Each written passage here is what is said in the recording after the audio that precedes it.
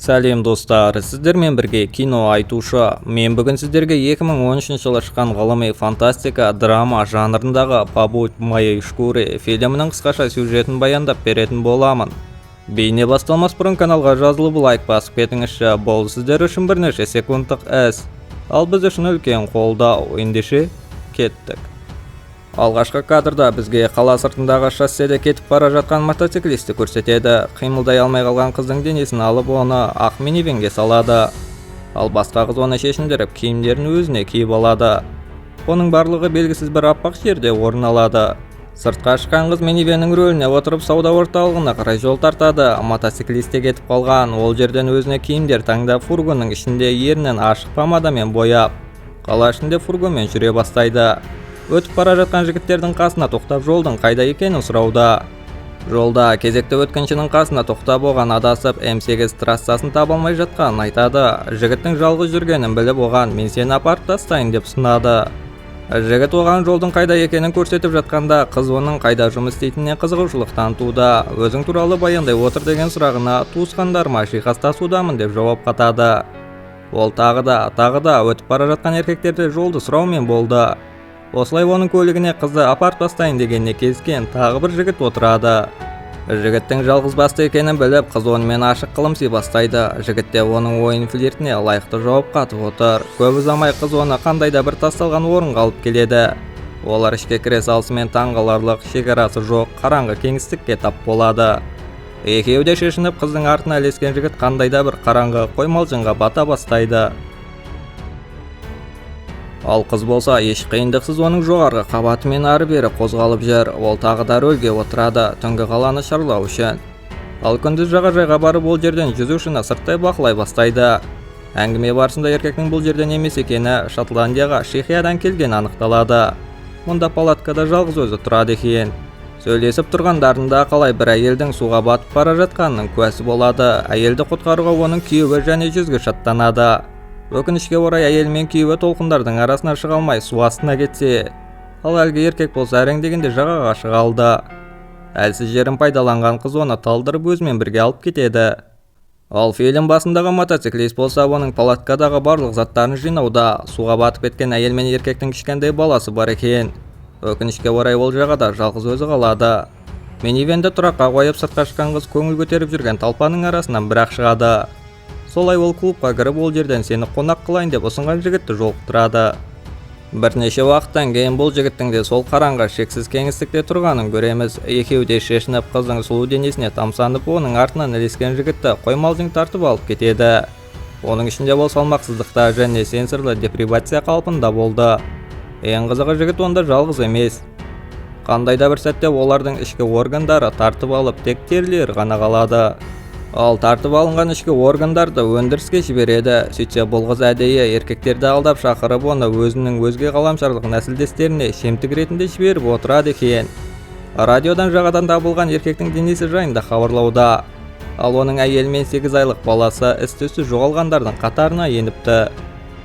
Қыз көлікте оның сұлулығына тамсанып мадақтау айтып отырған кезекті бір еркекпен отыр. Көп өтпей оны әдеттегендей тасталынған ғимаратқа алып келеді. Ісін бітіріп өзінің ернін әдеттегенде ашық түске бояп алды. Ал қасында тұрған мотоциклист айналаны бір тексеріп үндемей кетіп қалады. Қалада серуендеп жүргенде шалынып жерге құлайды. Оған қарт жастағы жұппен жағдайына шынайы ниетпен алаңдап тұрған жас жігіт көмектеседі. Орнынан тұрып қаланы серуендеп өткінші адамдарды бақылауын жалғастыруда. Кешке таман оның минивенін бұзықтар қоршап алады. Бірақ қыз ол жерден мәселеге тап болмай еш қиындықсыз шығып кете алды. Жолда өзіне кезекте жолаушыны алады. Сөйтсе ол беттің патологиясының ауыр түрімен ауырады екен. Супермаркетке қарай жол тартқан еркек оның түріне деген адамдардың реакциясынан қашу үшін тек түнде ғана заттарды сатып алады екен. Әдетіне басып онымен қылымси бастайды. Әңгіме барысында еркектің ешқашан қызбен болмағаны анықталады.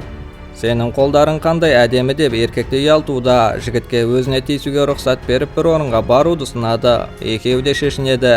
Біз осы кезде әдемі қыздың денесінің ішінде қандай да бір қара болмыстың жасырынып жатқанын түсінеміз. Төменге қарай түскен қыз өзінің айнадағы кейпіне ұзақ қарайды. Қызығы бұл жолы өз құрбанының қоймалжыңға батырмай жібере салыпты. Ал не болғанын түсініп те үлгермеген әлгі еркек болса қала маңындағы шөл даланы кезіп барады. Қыз өз минивеніне отырып жолын жалғастырса, мотоциклист әлгі құрбанның артына түсіп оны ұрлап кеткен машинамен алып кетеді. Тұманға тап болған қыз көліктен шығып айналаны ұзақ бақылай бастайды. Осы сәттен бастап қыздың жердік өмірге, адамдарға деген қызығушылығы оянады. Қала маңындағы кафеге тоқтап ол жерде өзіне десертке тапсырыс береді, бірақ оны жей алмайды. Қалай аузына бір қасығын сала салысымен оны қайта құсып тастауға мәжбүр болады. Қала маңындағы сондағы өткіншінің кеңесімен қоғамдық транспортты күтейін деп шешеді. Автобуста отырғанда оған назарын салған таныс емес еркек «Сізде бәрі жақсы ма?» деп өз көмегін ұсынады. Ұзақ үнсіздіктен кейін қыз оның ұсынысына келіседі. Еркек оған өзінің жылы күртешесін беріп, олар заттар алу үшін супермаркетке кіреді.